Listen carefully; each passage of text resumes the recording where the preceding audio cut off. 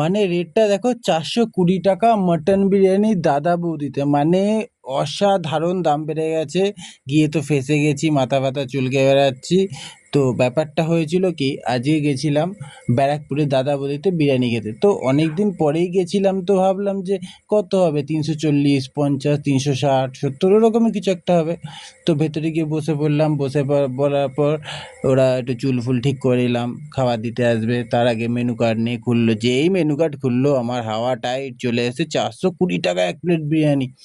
তো তাও কি করা যাবে, তো অর্ডার দিয়ে দিলাম। তো দেখি স্পেশাল কিছু করেছে কিনা, কেননা রেট তো অনেকই হাই করে দিয়েছে। এবার দাদা অর্ডার নিতে এলো, তো বললাম দাদা একটু রেয়াজি পিস দেখে দিও। তো বললো ঠিক আছে। তো এই যে চলে এসেছে, চলে আসার পর দাদা নিজেই হাত দিয়ে তুলে দেখালো যে রেওয়াজি পিস আছে, চামচ দিয়ে। তো আমি দেখে নিলাম, ঠিক আছে।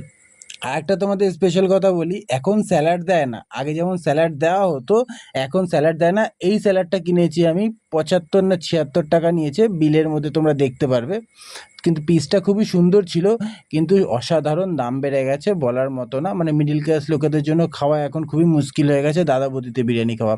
তো তারপরে কি করলাম, স্যালাডটাকে পুরোটা চান করে দিলাম, ওই যে চাটনিটা যেটা থাকে আর কি, ঠিক আছে, ধনেপাতা আর কী কী দিয়ে চাটনি করা থাকে, তো ওর ভেতরে চান করে নিলাম। চান করিয়ে আনফর্চুনেটলি যেভাবে হোক খাওয়া তো শুরু করলাম। তো খেতে তো খুবই সুন্দর লাগছিল, কারণ সেদিনকে সারাদিন তেমন একটা কিছু খাওয়া হয়নি। তো খেতে খেতে খেতে খেতে একটু মাংসটা দেখে নিলাম, হ্যাঁ ঠিক আছে, একদম ঝাকাস। আর দাদা বৌদির বিরিয়ানি দেখো, যখন খেতে শুরু করবে তখন টাকার কথা আর চিন্তা করা যায় না।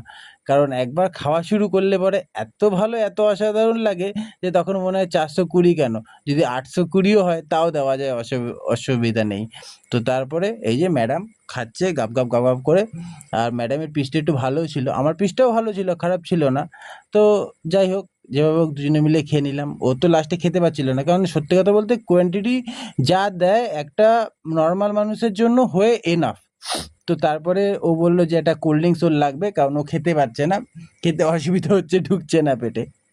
সেইটা না, তো একটু হেভি হয়ে যায়, তো কারণ আমরা তো 7টা-8টার সময় গেছিলাম খেতে। তো সেই জন্য রাত্রিবেলা ডিনারের টাইম হলে একটা আলাদা ব্যাপার। তো হাড়গুলো তো আমি চিবিয়ে চিবিয়ে খেয়ে নিলাম। আমার পেট একদম সেটে গেছে, আমি আবার আমার পেটে আর জায়গা নেই। এই যে ম্যাডাম খাচ্ছে, একে এখন কোল্ড ড্রিঙ্কস দেবে, তারপরে খেতে পারবে, তাকে দিতে পারবে না। তো দাদা আবার রিটার্ন এসেছিলো আমার প্লেটটা নিতে, তাই বললাম যে দাদা ওকে কোল্ড ড্রিঙ্কস দাও, নইলেও খেতে পারবে না। একটু রেগে গেছিলো, তো সরি বলে দিলাম। এই যে কোল্ড ড্রিঙ্কস চলে এসছে, কোল্ড ড্রিঙ্কস দিয়ে এবার খাবে ম্যাডাম, খাওয়া হয়ে যাবে।